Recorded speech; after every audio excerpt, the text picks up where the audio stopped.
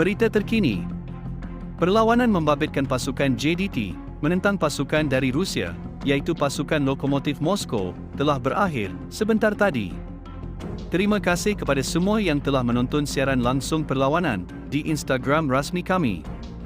Saya tahu, pasti di antara anda semua yang telah menunggu website Skor 808 kena sidai, macam saya. Jadi, saya ingin memohon maaf kepada anda semua jika perlawanan yang telah disiarkan pada malam ini agak sedikit lewat. Mengulas perlawanan di antara JDT dan Lokomotiv, kita dapat melihat corak permainan pantas yang telah dilakukan oleh pasukan JDT.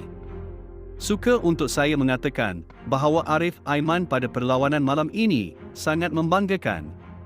Walaupun kita tidak memahami apa yang pengulas telah ulas dalam perlawanan ini, namun nama Arif Aiman sentiasa menjadi sebutan mereka.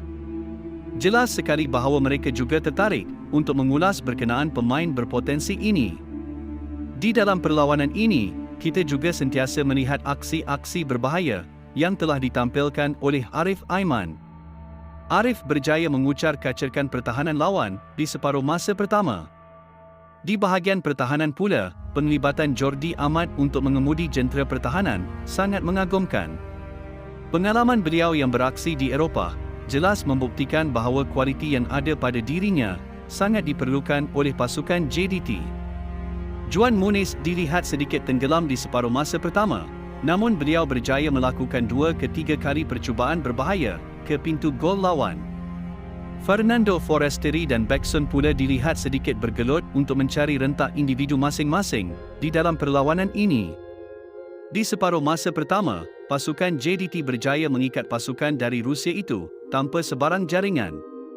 Menjelang separuh masa kedua, keseimbangan pasukan JDT di bahagian tengah kelihatan lebih baik daripada separuh masa pertama.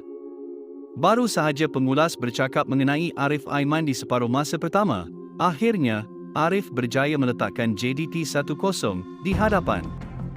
JDT berjaya mendapatkan pembukaan jaringan pada minit ke-55 perlawanan. Jaringan yang telah dihasilkan oleh Arif Aiman tidak berjaya diselamatkan oleh penjaga gawang Lokomotiv. Ketenangan dan penyudah yang telah dilakukan oleh Arif Aiman pasti akan menjadi bualan ramai dan sudah pasti saham pemain ini akan meningkat dari masa ke masa. Jika Arif kekal konsisten seperti ini, tidak mustahil untuk pencarian bakat-bakat muda, khususnya di Eropah, berminat untuk mendapatkan hikmat pemain ini. Tahniah buat pasukan Harimau Selatan dengan keputusan yang positif ini. Sebelum perlawanan malam ini bermula, Esteban Solari juga telah mempunyai perancangan tersendiri berkenaan Arif Aiman. Kelincahan Arif Aiman sangat ditagih oleh Solari di dalam perlawanan ini dan hasilnya sangat memuaskan ramai pihak. Itulah sedikit sebanyak ulasan semasa mengenai perlawanan membabitkan pasukan JDT yang ingin disampaikan pada malam ini. Bagaimana menurut anda semua tentang berita semasa yang telah disampaikan di dalam video ini? Jika anda rasa video ini bermanfaat, seperti biasa, sila bantu saya smash butang like di bawah. Terima kasih.